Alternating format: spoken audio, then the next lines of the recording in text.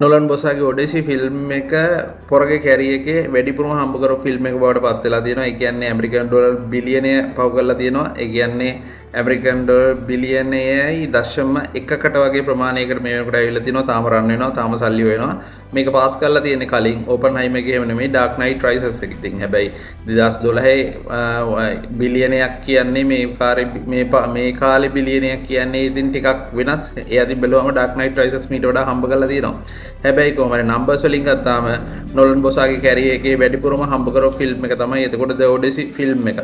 මේක 1.4ක් වගේ ඩොලර් බිලියන 1.4කින් වගේ නවතී කියලා තමයි ප්‍රෙඩික්ට් කරලා තියෙන්නේ. එහෙම වුණොත් එහෙම මේක තමයි R-rated කැටගරියේ වැඩිපුරම හම්බ කරපු ෆිල්ම් එක වෙන්නේ. ඉතින් වාර්තා තියාගෙන ගිහිල්ලා තමයි ඔඩෙසි ෆිල්ම් එක බොසා ඉවර කරන්න බලාපොරොත්තු වෙන්නේ. ඕපන්හයිමර් ගැන ඔයාලට මතක් වෙනවද දැන්? හැබැයි ඕපන්හයිමර් ඩොලර් බිලියනයක් ගියේ නෑ 975යි ගානකින් වගේ නවතිලා තිබ්බා. ඇමරිකන් ඩොලර් මිලියන් 975 ගානකින් වගේ නැවතිලා තිබ්බා.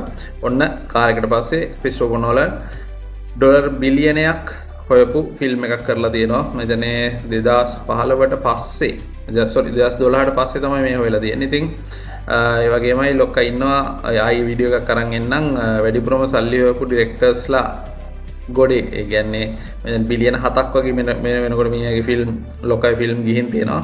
ඒ ගැන වෙන වීඩියෝ එකක් අරන් එන්නම්. ඉතින් ඔහොමයි ඔඩෙසි ගැන තියෙන අලුත්ම නිවුස් එක. ෆිල්ම් TV සීරීස් එකේ මොන account එකේ ඇවිල්ලා බයෝ එකේ තියෙන විදිහට කටයුතු කරන්න ගෙදෙට්ට මේ වන්න.